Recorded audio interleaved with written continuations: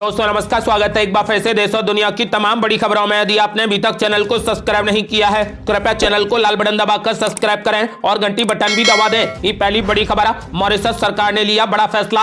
राम मंदिर प्राण प्रतिष्ठा के दिन हिंदू धर्म के लोगों को 2 घंटे का ब्रेक देगी मॉरिशस सरकार। दरअसल राम मंदिर प्राण प्रतिष्ठा समारोह को लेकर अयोध्या में तैयारियां जोर शोर से चल रही है। इस बीच भारत के मित्र देश मॉरिशस ने शुक्रवार को ऐलान किया है कि 22 जनवरी को 2 घंटे का ब्रेक होगा। मॉरिशस सरकार ने घोषणा की है कि यह ब्रेक हिंदू धर्म को मानने वाले सरकारी कर्मचारियों को दिया जाएगा। राम मंदिर प्राण प्रतिष्ठा समारोह वाला दिन हिंदू धर्म के लिए बहुत ही खास है। ऐसे में 22 जनवरी के समारोह का प्रसारण देखने और अनुष्ठान करने के लिए 2 घंटे की छूट दी जाएगी।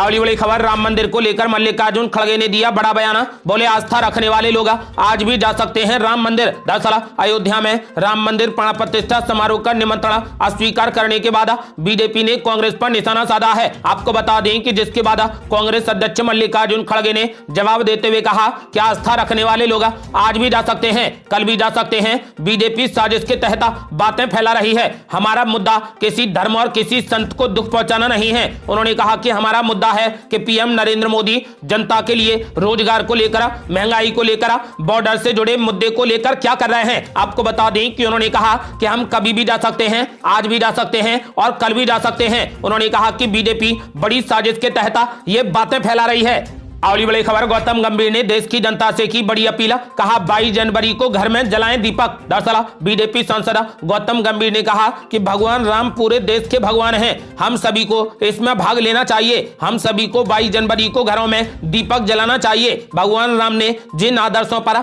अपनी जिंदगी जी, उसी प्रकार देशवासियों को भी अपनी जिंदगी जीनी चाहिए। आपको बता दें कि इसके अलावा मध्य प्रदेश के मुख्यमंत्री मोहन यादव ने बताया कि उज्जैन से महाकाल के प्रसाद के रूप में 5 लाख लड्डू अयोध्या भेजे जाएंगे। आपको बता दें कि ये लड्डू भक्तों में वितरित किए जाएंगे।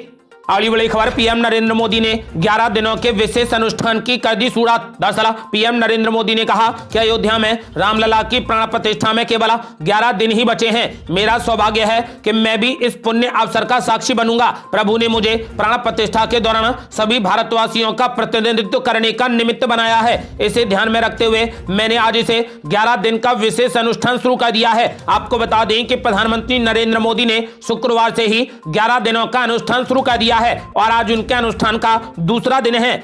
अगली बड़ी खबर, यूपी से गंगा सागर जा रहे 3 साधुओं पर भीड़ ने कर दिया हमला।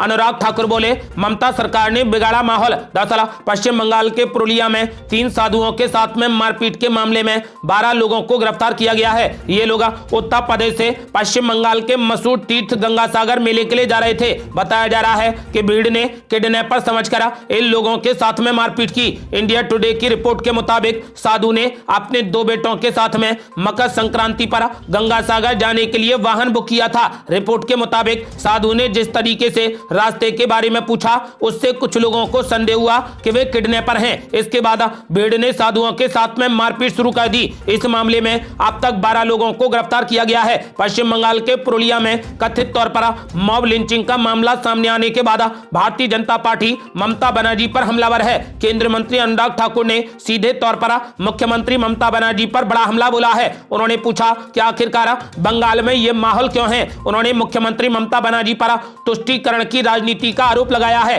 उन्होंने कहा कि ममता बनर्जी तुष्टीकरण की राजनीति कर रही हैं और तुष्टीकरण की राजनीति से बंगाल को कहां लेकर जा रही हैं। उन्होंने कहा कि आखिर ये हिंदू विरोधी सोच क्यों है।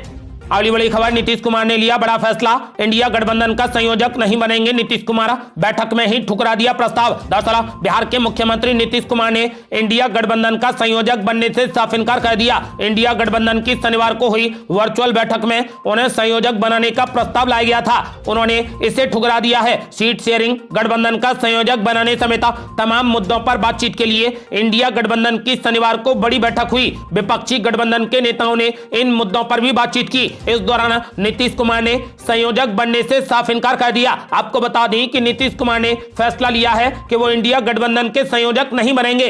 अगली बड़ी खबर, नीतीश कुमार ने संयोजक बनने से कर दिया साफ इनकार। बैठक में 14 दल के नेता हुए शामिल। ममता बनर्जी, उद्धव ठाकरे और अखिलेश यादव ने बैठक से बना ली दूरी। दरअसल लोकसभा चुनाव में बीजेपी के मुकाबले के लिए बने 28 दलों के गठबंधन की शनिवार को बड़ी बैठक हुई। इस वर्चुअल बैठक में कांग्रेस अध्यक्ष मल्लिकार्जुन खड़गे, सोनिया गांधी, राहुल गांधी, एनसीपी चीफ शरद पवार, बिहार के मुख्यमंत्री नीतीश कुमार, सीताराम येचुरी, तमिलनाडु के मुख्यमंत्री और डीएमके चीफ एमके स्टालिन समेत 14 दलों के नेता शामिल हुए। आपको बता दें कि इस बैठक में पश्चिम बंगाल की मुख्यमंत्री ममता बनर्जी, समाजवादी पार्टी के नेता अखिलेश यादव और शिवसेना नेता उद्धव ठाकरे शामिल नहीं हुए। आपको बता दें कि ममता बनर्जी ने इस बैठक से दूरी बना ली। उनकी ओर से कहा गया था कि उन्हें बैठक की जानकारी देर से मिली है, इसीलिए वो इस कार्यक्रम में शामिल नहीं हुई हैं। इसके अलावा महाराष्ट्र के पूर्व मुख्यमंत्री उद्धव ठाकरे भी वर्चुअली बैठक में नहीं जुड़े। आपको बता दें कि इसके अलावा अखिलेश यादव ने भी इस बैठक से दूरी बना ली है। फिलहाल नीतीश कुमार ने संयोजक का पद ठुकरा दिया है। उन्होंने साफ कर दिया है कि वो इंडिया गठबंधन के संयोजक नहीं बनेंगे। अगली बड़ी खबर, राम मंदिर प्राण प्रतिष्ठा के लिए राष्ट्रपति द्रौपदी मुर्मू को मिला निमंत्रण, जल्द ही तय होगा अयोध्या जाने का समय। दरअसल राष्ट्रपति द्रौपदी मुर्मू को 22 जनवरी को होने वाले राम मंदिर प्राण प्रतिष्ठा समारोह के लिए शुक्रवार को निमंत्रण पत्र दिया गया है। प्रेसिडेंट मुर्मू को पत्र राम मंदिर निर्माण समिति के अध्यक्ष नृपेंद्र मिश्रा, विश्व हिंदू परिषद के अंतर्राष्ट्रीय कार्यकारी अध्यक्ष आलोक कुमार और RSS के अखिल भारतीय संपर्क प्रमुख रामलाल ने दिया है। आपको बता दें कि विश्व हिंदू परिषद ने इसको लेकर कहा कि राष्ट्रपति द्रौपदी मुर्मू को 22 जनवरी को राम मंदिर प्राण प्रतिष्ठा का निमंत्रण पत्र सौंपा गया। उन्होंने इस पर अत्यंत हर्ष व्यक्त किया है और कहा कि वो अयोध्या आने के लिए शीघ्र ही समय तय करेंगी। अगली बड़ी खबर, 3 से ज्यादा बच्चे होने पर महिलाओं को नहीं मिलेगा सरकारी योजनाओं का लाभ।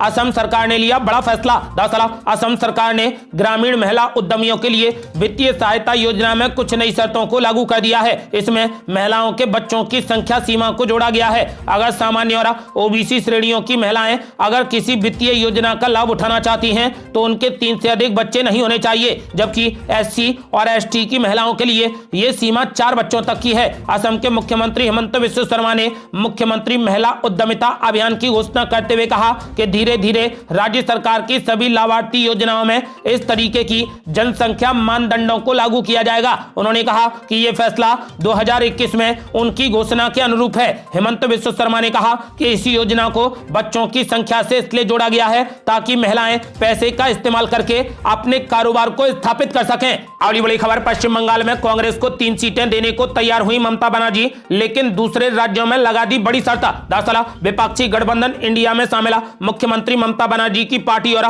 कांग्रेस पार्टी में पश्चिम बंगाल की सीट शेयरिंग को लेकर तकरार सामने आ रही है। सूत्रों ने बताया कि टीएमसी कांग्रेस की राष्ट्रीय गठबंधन समिति के साथ में बंगाल के सीट बंटवारे को लेकर बैठक नहीं करेगी। ऐसा इसलिए क्योंकि पार्टी ने रुख साफ करते हुए कांग्रेस को राज्य की 42 लोकसभा सीटों में से मात्र 2 सीटें देने की पेशकश की है। टीएमसी की 2 सीटें देने की पेशकश को कांग्रेस पार्टी ने ठुकराते हुए कहा कि ये बहुत कम सीटें हैं, ऐसे में इसे स्वीकार करना काफी मुश्किल है। इस बीच सूत्रों ने बताया कि टीएमसी बंगाल की 42 लोकसभा सीटों में से अब कांग्रेस पार्टी को 3 सीटें देने के लिए तैयार है। इसके लिए कांग्रेस को टीएमसी को असम में 2 सीटें और 1 सीट मेघालय में देनी होगी। यानी ममता बनर्जी का साफ साफ कहना है कि यदि कांग्रेस पार्टी असम में ममता बनर्जी को 2 सीटें देती है और मेघालय में 1 सीट देती है तो ममता बनर्जी भी पश्चिम बंगाल में कांग्रेस को 3 सीटें देने को तैयार हैं। अगली बड़ी खबर, पीएम मोदी के समर्थन में आए तमिलनाडु मठ के शंकराचार्य कराएंगे 40 दिन का खास यज्ञ। दरअसल अयोध्या में राम मंदिर के प्राण प्रतिष्ठा समारोह को लेकर चारों प्रमुख पीठ के शंकराचार्य एक मात्र नजर नहीं आ रहे। ज्योतिष और गोवर्धन पीठ के शंकराचार्य जहां इस समारोह का विरोध कर रहे हैं तो श्रृंगेरी मठ के शंकराचार्य कार्यक्रम का समर्थन करते नजर आ रहे हैं। अब इन 4 प्रमुख पीठों से अलग चलने वाला कांची कामकोटी पीठ और उसके शंकराचार्य भी इसके समर्थन में आ गए हैं। तमिलनाडु के कांचीपुरम में कांची कामकोटी मठ के शंकराचार्य विजेंद्र सरस्वती स्वामीगल ने शुक्रवार को कहा कि पीठ काशी में यज्ञशाला मंदिर में 22 जनवरी के कार्यक्रम को चिन्हित करने के लिए 40 दिवसीय पूजा कार्यक्रम आयोजित करेगी। आपको बता दें कि यह पूजा कार्यक्रम 22 जनवरी को प्राण प्रतिष्ठा के साथ होगा और 40 दिनों तक चलेगा।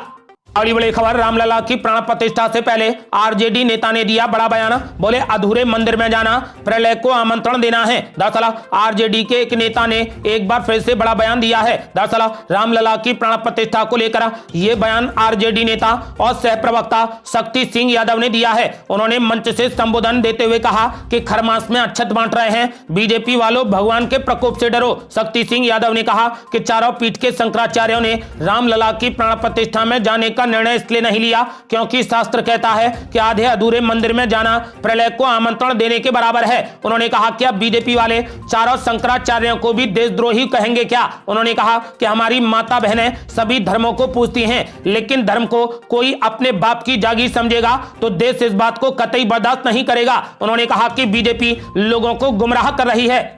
अगली बड़ी खबर, आबकारी घोटाले के मामले में अरविंद केजरीवाल को मिला चौथा समन।